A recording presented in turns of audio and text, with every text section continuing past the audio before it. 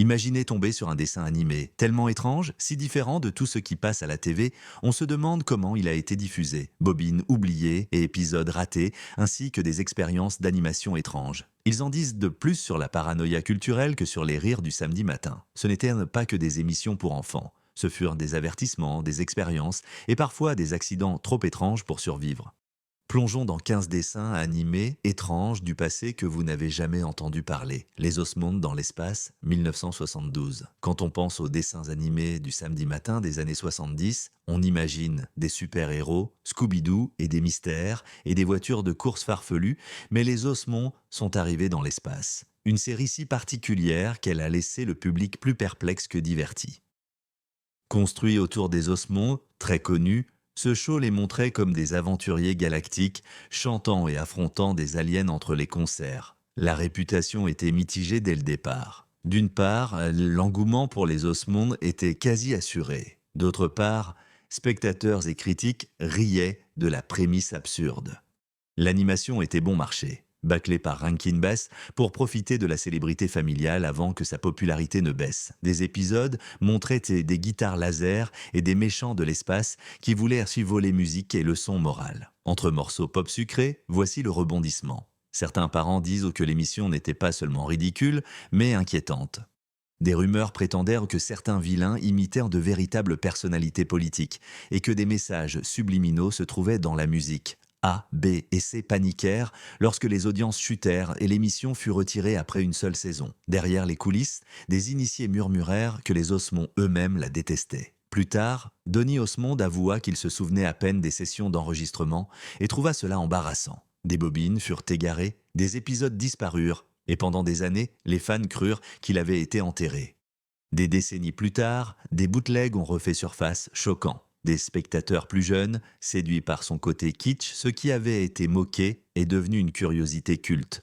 Mais à l'époque, les Osmondes et l'espace n'étaient pas un rêve d'harmonie cosmique. C'était un rappel surréaliste de la célébrité qui peut vite s'effondrer dans l'espace. Clutch Cargo, 1959. À première vue, Clutch Cargo ressemblait à une autre série d'aventures, un pilote robuste. Son jeune acolyte et leur chien ont vraiment parcouru le monde, déjouant des méchants et résolvant des mystères. Mais une chose a bien rendu ce dessin animé inoubliable et déroutant. Au lieu d'animer les bouches, les producteurs ont utilisé Synchrovox, une technique qui collait lèvres filmées sur des dessins fixes. Le résultat était étrange, grotesque, comme des marionnettes en papier possédées par des voix humaines. À sa première diffusion, les enfants furent fascinés. C'était bon marché et rapide, différent de tout ce qu'on avait vu. Beaucoup de parents furent perturbés. Certains écrivirent à des plaintes, disant que leurs enfants faisaient des cauchemars à cause des mouvements étranges. À l'époque, les critiques sont télévisées ridiculisaient l'animation paresseuse, spectacle d'horreur déguisé en dessin animé. Derrière les coulisses, la synchronisation, VX n'était qu'une mesure de réduction des coûts. Clark Haas et le caméraman Edwin Gillette voulèrent produire rapidement des épisodes avec peu de budget et cela a fonctionné. Les épisodes ont été réalisés en une fraction du temps nécessaire à l'animation traditionnelle, mais le compromis était inoubliable. Un regard étrange et obsédant que les téléspectateurs n'oublieraient pas, même s'ils le voulaient. Au fil des ans, Clutch Cargo est devenu une punchline. Les comiques se sont moqués d'elle et les animateurs l'ont rejetée comme expérience ratée. Pourtant, certains chuchotaient sur son hypnotique. On dirait que la technique rudimentaire a touché quelque chose de surréel, puis disparu bien à la télé. Des bandes pirates l'ont tenu en vie. Aujourd'hui, c'est un trésor culte pour les historiens d'animation. Ce qui autrefois effrayait les enfants, fascine maintenant les chercheurs. Avec le recul, Clutch Cargo révélait comment le désespoir et l'innovation peuvent créer quelque chose d'inoubliable, même pour de mauvaises raisons. Les Mighty Orbots 1984. À l'époque des robots géants des années 80, de Transformers à Voltron, une série osa être plus étrange, les Mighty Orbots, produit par TMS au Japon et diffusé en Amérique par ABC. Elle mêlait l'art animé et l'esthétique des séances du samedi matin avec Quirk. Le principe ? Un jeune savant nommé Rob Simmons commandait 6 robots étranges qui s'assemblent en une machine inarrêtable, l'Orbot. À première vue, ils semblaient promis au succès. L'animation était éblouissante comparée à ses rivaux américains. Les personnages étaient colorés et les combats contre l'Empire des Ombres allaient vite et étaient fluides. Pourtant, la série n'a duré que 13 épisodes avant de disparaître. Pourquoi ? Voici où l'histoire prend une tournure étrange. Peu après sa sortie, le géant des jouets Tonka a poursuivi en justice, affirmant que Mighty Orbots était trop similaire à sa propriété concurrente Gobos.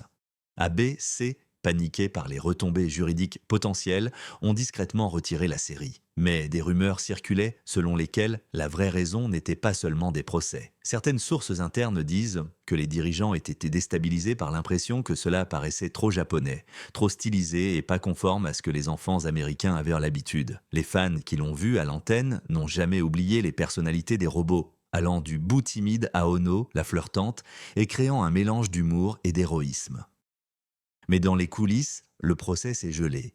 Les accords de merchandising s'effondrent, écrasant ses chances de survie. Pendant des années, les épisodes se font rares, échangés seulement entre collectionneurs sur des bootlegs VHS, puis à l'ère d'Internet. Il refait surface, salué pour son art et pleuré comme une autre victime de la paranoïa des firmes. Les Mighty Orbots n'ont pas disparu à cause de mauvaises audiences. Ils ont disparu trop étranges, trop avancés et trop risqués pour leur époque. Les nouvelles aventures de Huckleberry Finn. Ce n'était pas un dessin animé ordinaire. En fait, c'était l'une des premières expériences télévisuelles mêlant images réelles et animation. NBC présente les nouvelles aventures de Huckleberry Finn et met en scène 3 acteurs réels, Huck, Tom et Becky, dans un monde entièrement animé. Chaque semaine, ils fuyaient le sinistre et, guidés par DJ Joe, tombaient dans des aventures sauvages allant des 1001 nuits à des paysages futuristes. L'émission était ambitieuse, peut-être trop ambitieuse.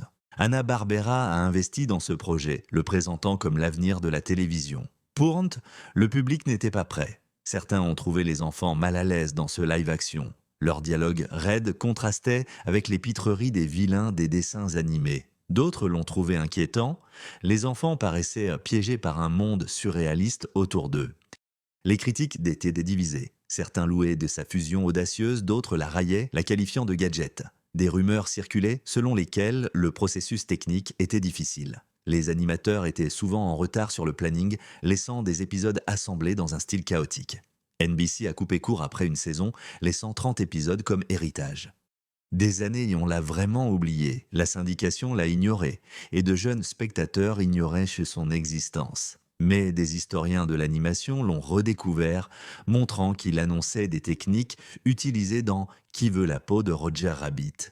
Aujourd'hui, on retient moins une aventure pour enfants, et plus un échec pionnier montrant que l'innovation peut venir avant que le public soit prêt. Les nouvelles aventures de Huckleberry Finn étaient audacieuses, bizarres et finalement trop étranges pour leur propre époque. La planète sauvage, 1973. Bien que ce ne soit pas une émission de télévision, c'est un long métrage d'animation, La planète sauvage a flotté à travers la télévision nocturne tardive des années 70 et 80, déconcertant et hantant les enfants qui tombèrent dessus. Cette coproduction franco-tchécoslovaque était surréaliste à tous les égards, racontant un futur où des humains fragiles seraient réduits en esclavage par des extraterrestres bleus appelés drags visuellement. Cela dépassait tout ce que l'animation occidentale avait produit. Les personnages se déplaçaient lentement selon des rythmes oniriques. Les paysages ressemblaient à des peintures vivantes, peuplées de créatures grotesques ressemblant à des insectes. Le ton était hypnotique, moitié science-fiction, moitié cauchemar. Mais voici le rebondissement. Quand les diffuseurs américains ont tenté de le diffuser tard dans la nuit, les parents se sont révoltés. Les images étaient trop étranges, trop effrayantes. Certaines chaînes l'ont carrément interdit, affirmant qu'il n'était pas adapté aux jeunes ni à une programmation familiale.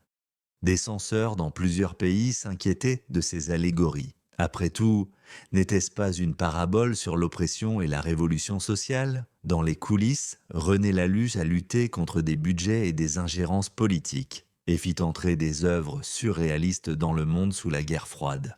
Suspicion, le film, à peine distribué en Amérique malgré son prix du jury spécial à Cannes. Pendant des décennies, il n'a circulé que dans des cercles cultes, murmuré comme le dessin animé le plus étrange jamais diffusé. Aujourd'hui, les critiques en font un chef-d'œuvre de l'animation pour adultes, mais son héritage vit dans les souvenirs des enfants qui, en croyant regarder un dessin animé drôle, se retrouvent plongés dans un rêve lent et obsédant.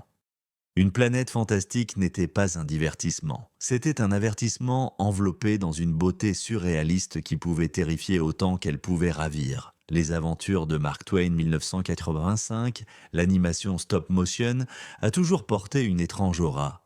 mais celles de Mark Twain l'ont mené à des extrêmes très inquiétants. Réalisé par Will Vinton, ce film Claymation a donné vie au humour américain d'une façon qui n'était pas drôle. Twain, pilotant un dirigeable dans le cosmos, fait voyager Tom Sawyer, Huck Finn et Becky Thatcher à travers des aventures surréalistes tirées de ces histoires. La réputation publique était mitigée. Des enfants qui espéraient un divertissement léger rencontrèrent des paraboles philosophiques. La séquence infâme, l'inconnu, choqua quiconque voyait un ange sans visage nommé Satan qui construit un monde d'argile pour le détruire ensuite d'un seul geste cruel. La version télévisée, parfois censurée, présentait la scène. Les VHS l'ont conservé, murmurant des avertissements sur le dessin animé le plus effrayant que vous ayez vu. Les parents trouvèrent le film trop sombre pour les jeunes. Les critiques louaient son audace artistique. Dans les coulisses, Vinton luttait contre des problèmes budgétaires et les artistes travaillaient sur des scènes en stop motion.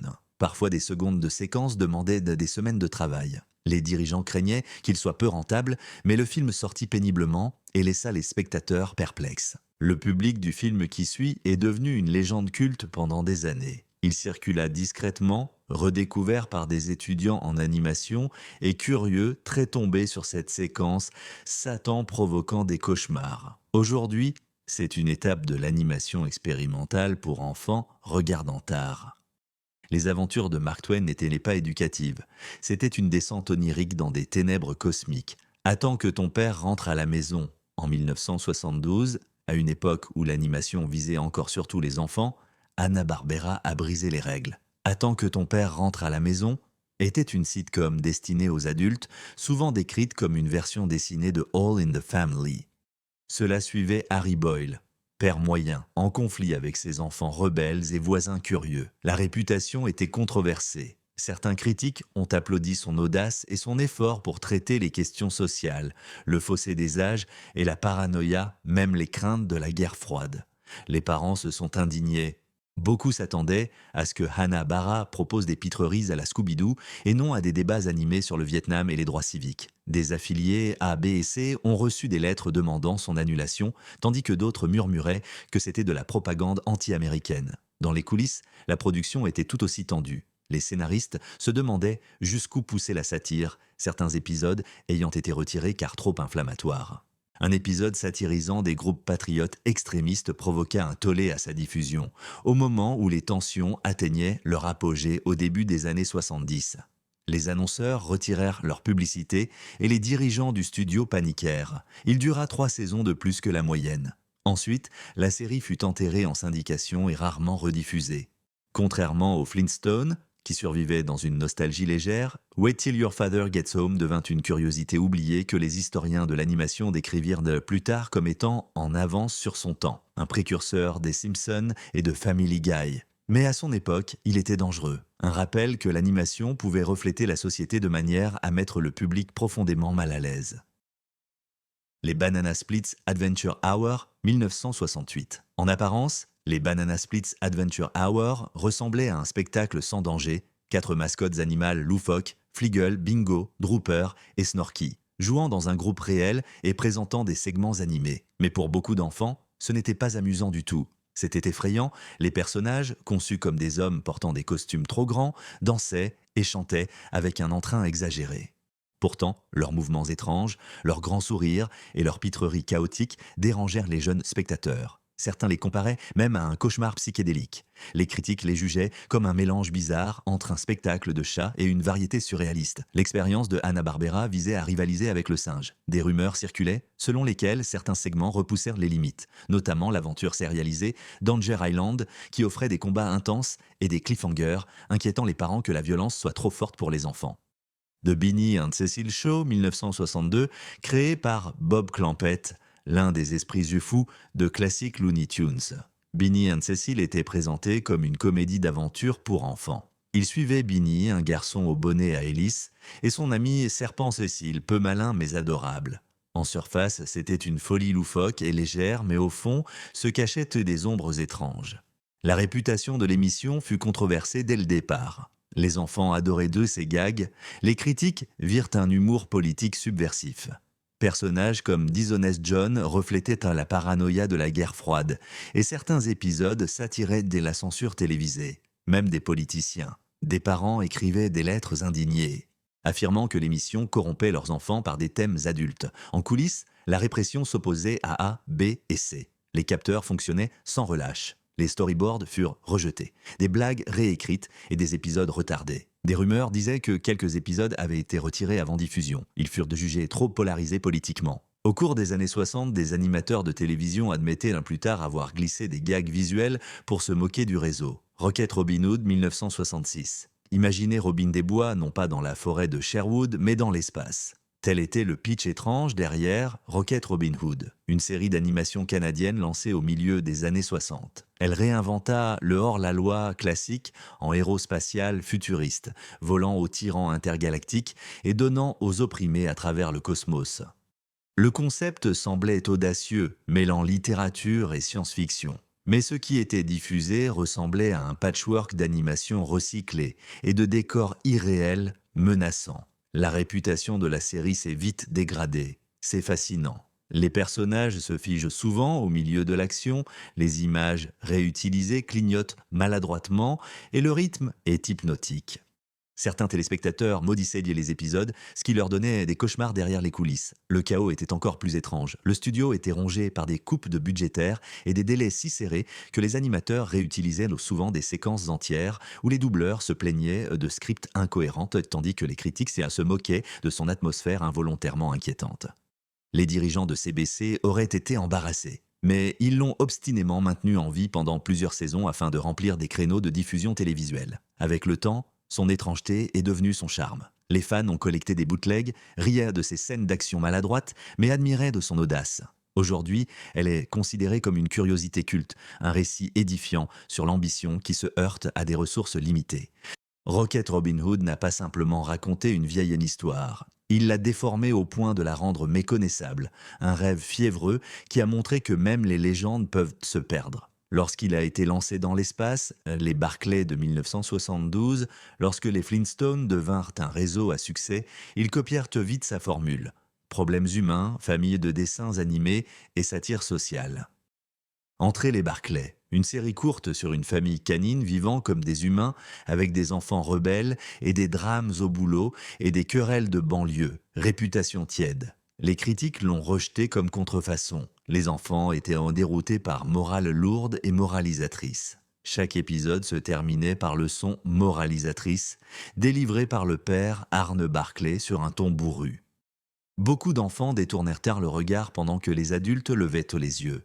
La controverse éclata vite. Des groupes de parents accusèrent l'émission d'insinuer un commentaire sur les luttes de classe et des épisodes montrant des conflits au travail ou des ados rebelles touchant trop les téléspectateurs conservateurs. Des rumeurs ont circulé, selon lesquelles les censeurs imposeraient des intrigues réécrites et une politique atténuée. Dans les coulisses, les problèmes de production s'accumulaient et l'équipe de Hanna-Barbera recyclait des animations d'archives, créant des séquences maladroites qui ressemblaient à des clones de séries antérieures. Les doubleurs, y compris Henry Cordon, peinaient sur des scripts dépourvus d'humour. Les audiences ont chuté et la série fut annulée après seulement une saison pourtant. Les Barclay n'ont jamais disparu.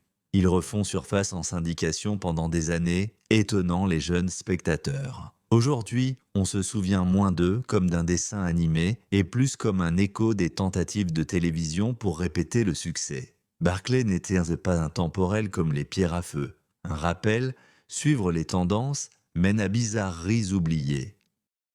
1971. Contrairement à la plupart des dessins animés oubliés, Le Point. Cela n'a pas commencé comme une bizarrerie du samedi matin. Il a commencé comme un spécial télévisé psychédélique avec un message obsédant créé par le musicien Harry Nilsson.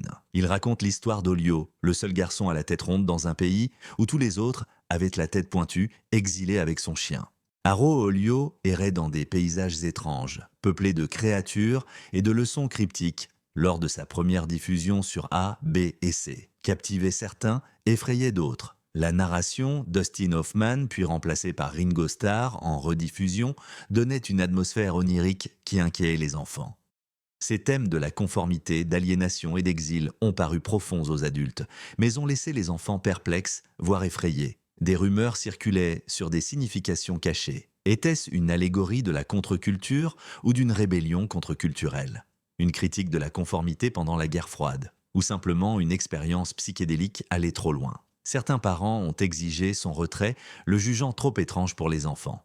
Dans les coulisses, Nielsen dut lutter contre le scepticisme des dirigeants du réseau qui craignaient que le projet soit rentable. Les animateurs peinaient vraiment à saisir sa vision, sans directive. Malgré tout, le spécial fut diffusé une fois puis oublié, réapparaissant par morceaux dans des diffusions et copies pirates.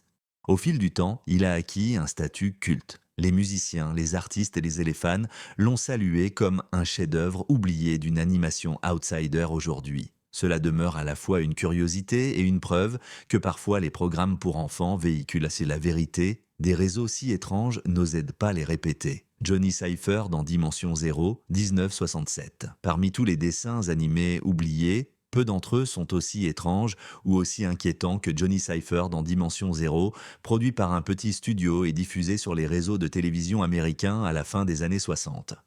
Le récit suit le scientifique Johnny Cypher qui utilisait un dispositif appelé la ceinture Dimension Zéro pour se rétrécir jusqu'à une taille subatomique ou se propulser dans des dimensions extraterrestres. Ce qui aurait pu être une aventure pulp ordinaire devient quelque chose de bien plus étrange. La réputation était infâme chez ceux qui s'en souvenaient. Des épisodes sortaient à la vitesse fulgurante, souvent plusieurs par semaine, ce qui signifiait une animation grossière et recyclée.